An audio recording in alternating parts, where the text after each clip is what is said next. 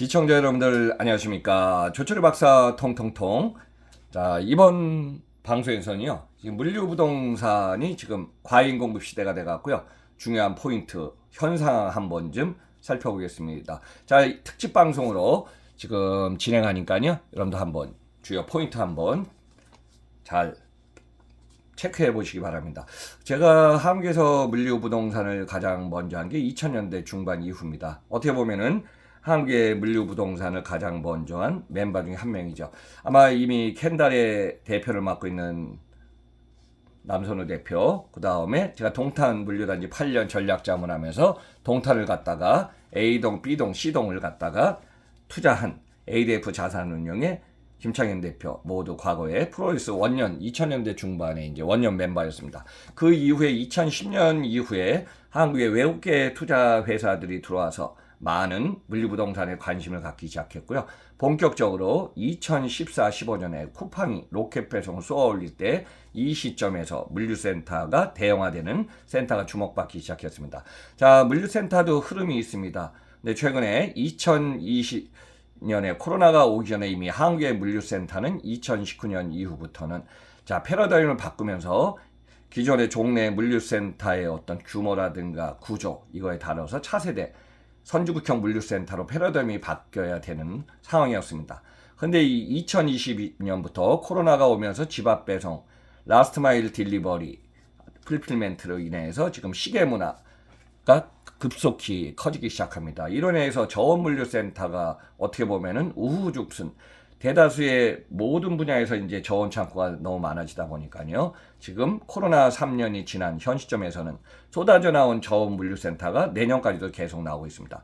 그래서 어떻게 보면은 과잉 공급 시대, 지금 수요 같은 경우는 지금 수출 수입 무역 구조의 정체 현상과 또 지금 2022년 4분기부터 소비 불황이 진행되면서 기업들의 물동량은 지금 정체하기 시작하고 있습니다. 자, 이런 전반적인 시장의 흐름을 여러분들이 한번 참고하시면서 그래서 요즘은 어떻게 보면은 물류센터가 이미 인허가를 받아서 지금 쏟아져 나오는 개발되어 있는 준공 시점을 둔 물류센터는 2024년이 피크점으로 가장 많아지고 있습니다. 자, 이런 내용 한번 좀 종합적으로 한번 보시기 바랍니다.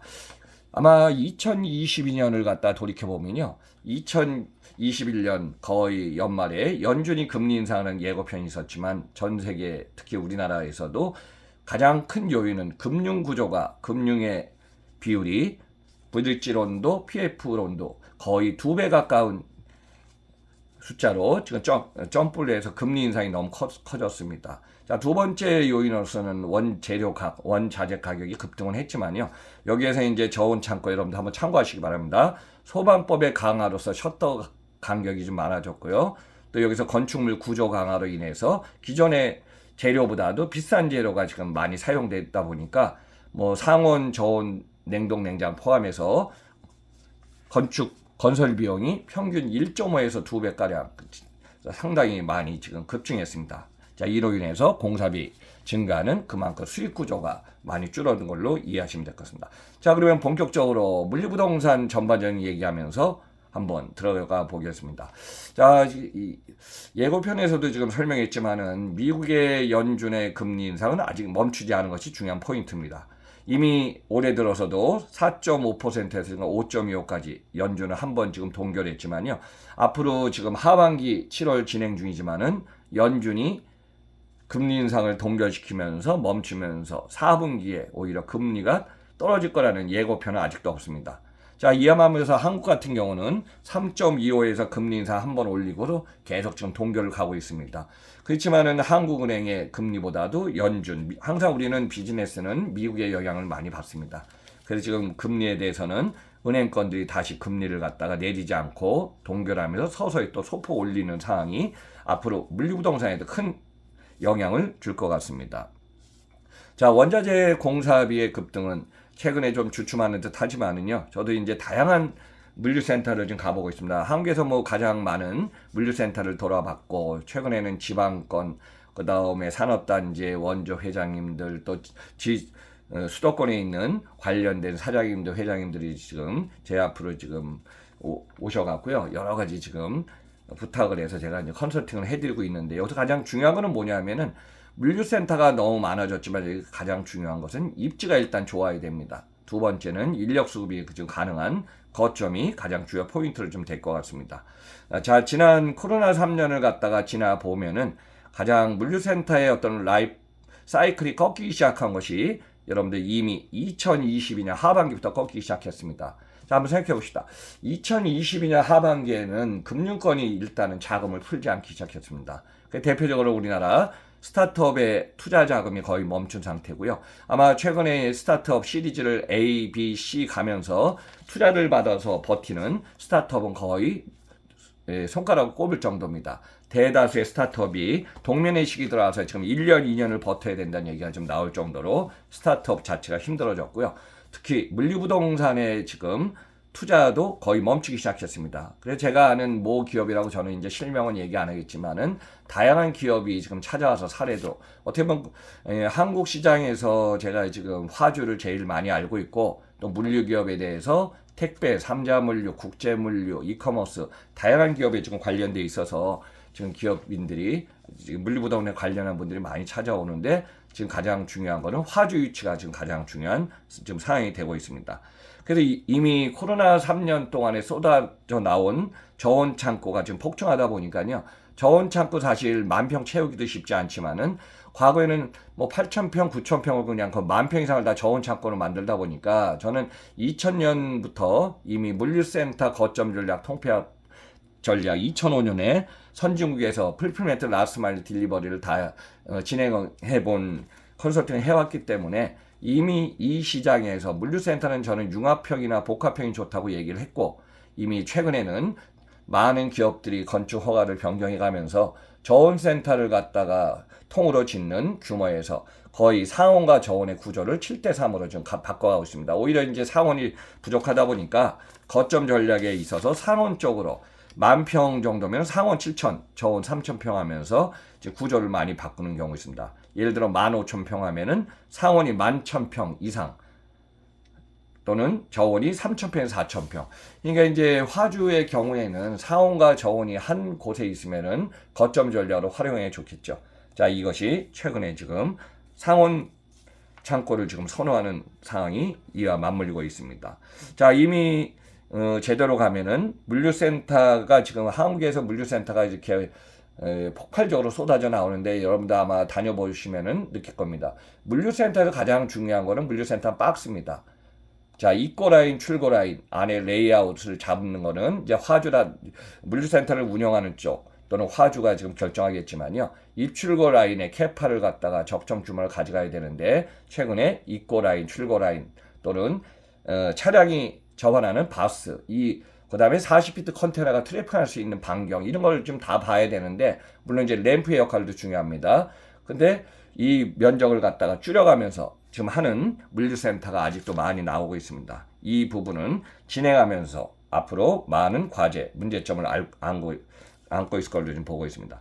자, 이미 2024년 물류센터 공급량 최고치로 좀 쏟아져 나와서 이 부분이 앞으로 2024년까지는 지금 물류부동산 한파의 장기화가 계속될 걸로 지금 보고 있습니다. 그리고 지금 대형 물류단지를 진행하는 우리가 모르는 이제 산단이라든지 산업물류단지도 대형화시켰던 거점이 안성이라든가 지방 거점에서 너무 많아졌습니다. 그래서 한번 생각해 봅시다, 여러분들. 산업단지의 그 많은 10만 평, 많게는 20만 평의 규모를 갖다가 물류시설, 지원시설, 아니면은 유통시설, 최근에 이제 클러스터, 최첨단 시설을 갖다가 좀 복합해서 넣어야 되는데 타이밍상으로 지금 올해부터 2024년까지는 물동량이 정체입니다. 자, 여러분들 우리나라는 수출 수입의 의존도가 높은 나라고요. 이미 2022년부터 우리가 수입 구조가 높은 가스, 에너지, 자원, 달러의 강세를 인해서 상당히 지금 무역 수지가 적자 폭을 지금 크게 지금 올라가고 있습니다. 또 수출은 반도체 포함해서 자동차는 지금 선방하고 있지만은 반도체, 디스플레이 포함해서 수출 지향적인 지금 물량이 지금 정체하고 있습니다. 자, 이런 사항은 올해 하반기에 일시적으로 회복한다 그래도 이것이 큰 폭의 전환점이 되기에는 2024년도 아직까지 불투명한 사항입니다. 그래서 이런 것도 여러분들 이제 좀 참고하셔야 되고요. 자, 수도권의 신도시 한번 얘기하겠습니다. 충청권도 접근성이 좋은 남부권의 물류센터 신규 공급이 지금 몰리고 있습니다. 자, 물류는 거점 사업입니다. 그래서 물류가 가장 도시명이라든가 도로에 가까운 쪽 당연하겠지만은 이 부분은 접근성이 좋고 입지가 좋은 곳은 아무래도 선호도가 그만큼 높기 때문에 이 부분의 물류센터는 주목을 받고 또 계약의 가능성이 좀 높아지고 있습니다. 자, 기존에 저온 창고가 쏟아져 나온 지금 10,000평 이상 되는 저온 창고는 앞으로 그만큼 주변에 많은 경쟁 창고가 있다 보니까 이 부분은 앞으로 좀 고려해서 해야 될 것 같습니다. 자, 이미 창고는 제가 이제 융합형, 복합형 창고가 좋다는 거는 뭐냐면은 화주가 거점 전략할 때 과거에 뭐 2020년 이전 같은 경우 2015년 이후에는 쿠팡이 쏘아 올린 물류 거점 때문에 쿠팡 같은 경우는 2014, 15년에 이제 거점 전략으로 좋은 땅을 다 선점하지 않았습니까? 근데 최근에는 거점을 갖다가 통폐합하고 효율하고 더 이상 늘리지 않는 상황으로 좀 가고 있습니다. 이미 130만 평까지 지금 확보해 나갔고 앞으로 이제 거점을 늘리는 게 아니라 효율성이라든가 거점에 지금 생산성을 높이는 것이 너무 중요합니다. 여러분들 한번 물류센터 생각해 봅시다. 사실 물류비용 중에 물류센터가 들어가는 센터의 비용은 한 25% 전후입니다. 그리고 대다수 우리나라는 뭐죠? 장거리 노선의 수송비용, 단거리의 밀집도 배송비용입니다. 여기 이제 유가가 지금 1배럴에 70달러 선을 유지하지만은 만약에 이것이 90달러가 넘어선다면 유가 상승으로 인해서 물류 비용, 수익 구조는 더 힘들어질 겁니다. 그래서 기업들은 거점 전략에서 물류센터도 중요하지만은 장거리 수송에서 항만에서 갖고 오는 비용에다가 또 지금 권역별로 밀집도 배송에 권역별로 나가는 이 부분에 모든 종합적으로 계산을 하기 때문에 이것을 갖다 우리는 총비용 구조라고 합니다. 그래서 재고 플러스 수출입, 재고 플러스 수송 비용 또는 배송 비용의 총비용 구조를 갖다 계산하는 쪽이 앞으로 주목될 것 같습니다. 이미 선진국들은 그렇게 좀 진행하고 있습니다. 자, 2023년 상반기 한번 정리해 보면요. 물류센터 거래 규모는 3조 2천억 원으로 전년 동기 지금 4% 감소하고 있습니다. 자, 최근에 매입 계약 불이행이 증가하는 추세이고요. 이미 1,000억 원 이상 매매 규모 물류센터 중에 6개가 선매입 약정 이행으로 좀 거래를 진행하고 있습니다. 자, 참고로 지금 브룩필드 자산운용 시행사인 KP 로지스틱 PFV로부터요 6,590억 원에 매입한 청라 로지스틱 센터가 좀 대표적이라고 여러분들 보시면 될 것 같습니다. 자, 2023년 상반기 신규 공급된 물류센터 총 연면적이 약 311만 해배이기 때문에 한 100만 평 좀 안 되네요. 그래서 남부권에 약 126만 해배. 그래서 지금 남부권에 동탄 신도시, 그 다음에 그 주변에 고덕 신도시 등 배후 수요와 충청권까지 지금 수배성 지역이 좀 확대되고 있고요. 아마 2023년 하반기를 한번 보면은 남부권을 포함해서 동부권, 서부권에 각각 100만 해배 이상이 지금 공급될 예정입니다. 그래서 앞으로 올해도 그렇지만은 2024년까지 물류센터가 지금 쏟아져 나오고 있습니다. 물론 이제 저는 15년 전인가요? 제가 이제 칼럼을 참 많이 썼는데요. 그 당시 물류신문에 조철희 박사 칼럼을 쓸 때도 제가 이런 기억이 납니다. 창고에 진부하라는 표현을 좀 쓴 적이 있습니다. 자, 상온 창고도 10년, 15년 되면 자꾸 노화가 되기 때문에 자꾸 새로운 창고로 갈아탑니다. 당연히 저온 창고 같은 경우는 기존 창고보다는 5년, 10년 있다 자꾸 신규 창고로 갈아타겠죠. 자, 이런 상황에서 물류 창고가 새로 신규가 공급되고 그 다음에 기존에 오래된 창고가 점점 오래돼서 이제 사라지면서 이게 자꾸 새로운 집으로 갈아타면 되겠지만은 이 물동량 당분간 쏟아져 나오기 때문에 이 상황을 고려해 보면 임차인 확보의 어려움은 저온 창고 공간 이 부분에 대해서 당분간 더 많아질 것 같습니다. 자, 방금 전에 설명드렸지만은 이미 수출입 물량이 감소가 현재 하반기에도 지금 정체 현상이 있습니다. 대표적으로 이와 맞물려서 포워딩의 물동량도 줄고 있고요. 이와 맞물려서 지금 기업의 창고의 면적이라든가 일부 지역에서는 지금 줄어드는 것이 지금 현상입니다. 그래서 이제 물류센터의 공급량, 어떤 수요와 공급의 밸런스가 지금 역전된 상황, 여러분들 아시겠지만은 앞으로 2024년도 계속 쏟아지는 물류센터 상황에서 이 부분이 증가하고 있으니까 한번 이제 시장을 예측하면서 좀 보는 것도 중요할 것 같습니다. 저는 20년 전에 이제 2000년 전부터 물류 컨설팅을 해외에서 선진국에서 했는데요. 그때 물류거점 통폐합 사업을 하면서 많은 실행을 했을 때 제가 항상 방송에서 강조했지만요. 물류센터는 박스입니다. 그렇지만 물류센터의 거점이 박스가 픽스가 아니기 때문에 기업들이 허브 거점으로서 물동량이나 카테고리로 컨트롤할 수 있는 허브 거점은 괜찮지만은 허브 거점이 아니고 그 이에 주요 제2 서브라든가 이런 거점 같은 경우는 거래처라든가 물동량의 파동에 따라서 물량이 지금 많이 달라지고 있습니다. 그래서 최근에는 금리 인상의 영향도 있지만은 코로나 이전에는 앙카가 물류센터 들어오면은 보통 우리가 1년 뭐 3년 계약하면은 렌트 프리를 3개월이라든가 이걸 줘서 진짜 장기 계약을 하면서 이제 어떤 임대료를 갖다가 좀 많이 줄여서 저렴하게 했는데요. 최근에는 3년 정도는 계약하지만은 5년 이상 장기 계약하는 어떤 임대차 화주는 점점 줄어들 걸로 지금 보이고 있습니다. 그래서 물류센터의 기능, 계약 방식이 많이 바뀌고 있습니다. 자, 여러분들하고 이제 방송을 정리하면서 이제 물류센터의 임대 기간이 최근에 금리 인상으로 인해서 보통 2, 3년 정도로 지금 단축되고 있습니다. 그러니까 이 물류센터의 갑과을, 화주에 따라서 임차인, 임대인 똑같은 상황이죠. 요즘 같아서는 장기적으로 5년을 계약하면 서로가 이제 오히려 임대하는 쪽은 손해가 나오는 경향이 많이 있습니다. 그래서 이제 금리 상승이 어느 정도 한풀 꺾인 상황에서 좀 달라지겠지만요. 여기에 따라서 선호도가 달라지고 있으니까 여러분 좀 참고하시기 바랍니다.